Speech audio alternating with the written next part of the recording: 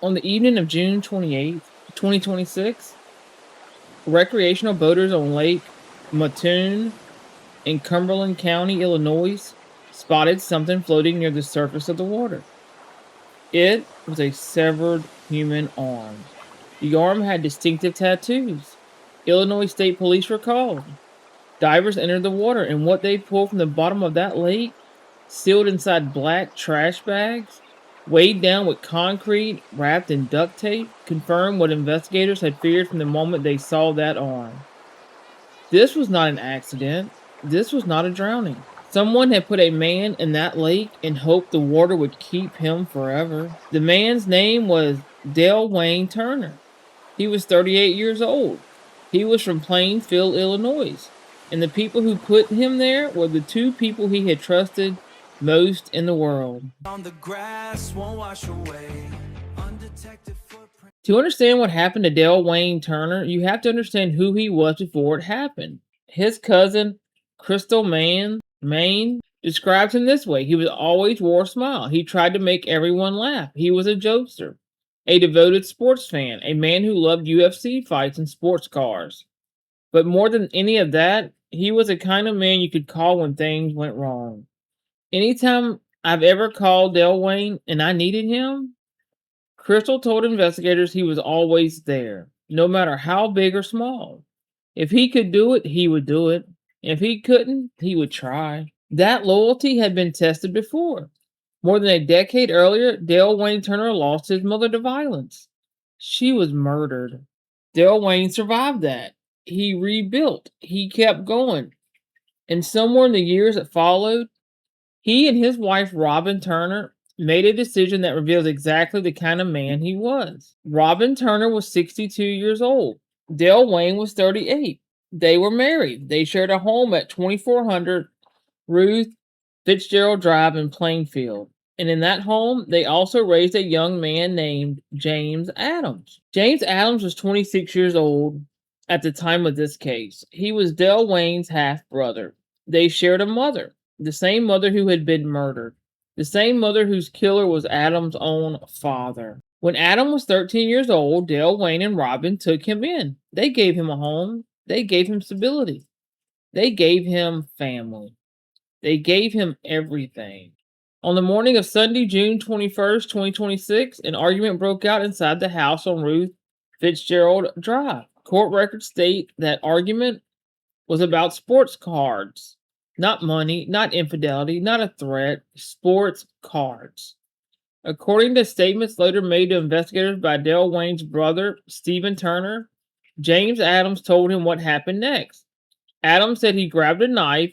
He stabbed Dalewayne Turner several times. Court filings confirmed the account. James and Robin both, according to investigators, recounted that Dalewayne was stabbed multiple times, bled out, and succumbed to his injuries. Dalewayne Turner died in his own home, in the house he had shared with his wife and the brother he had helped raise, over an argument about sports cards.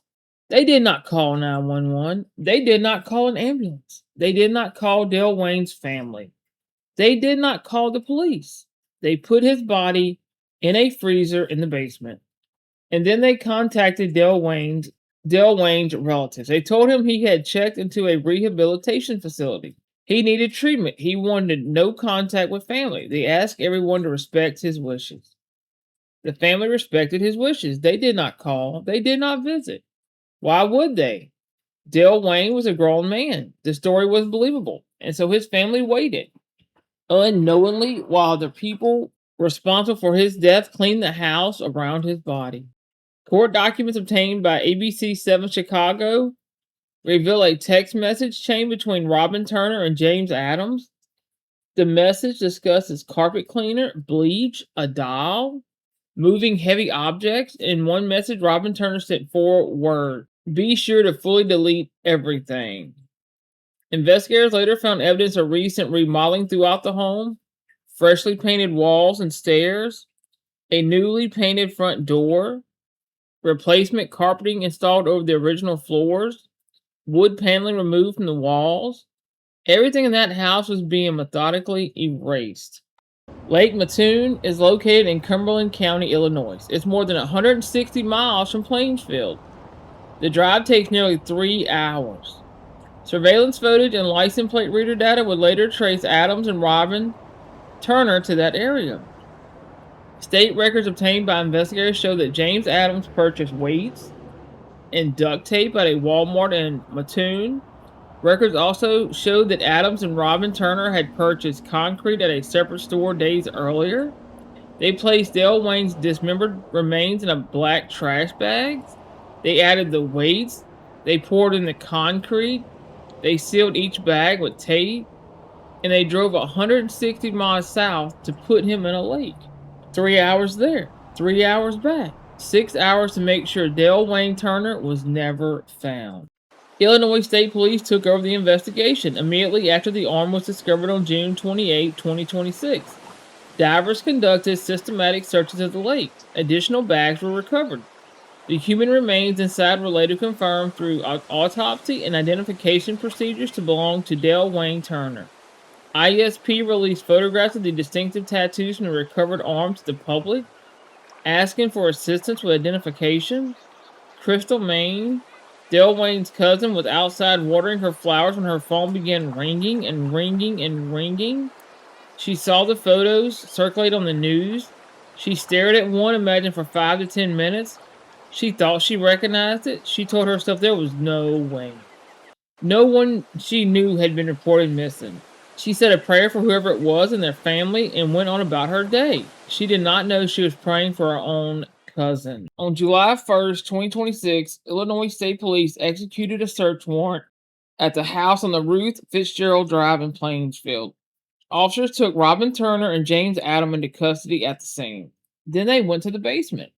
Officers found a freezer. It was locked, covered with a blanket, topped with cinder blocks.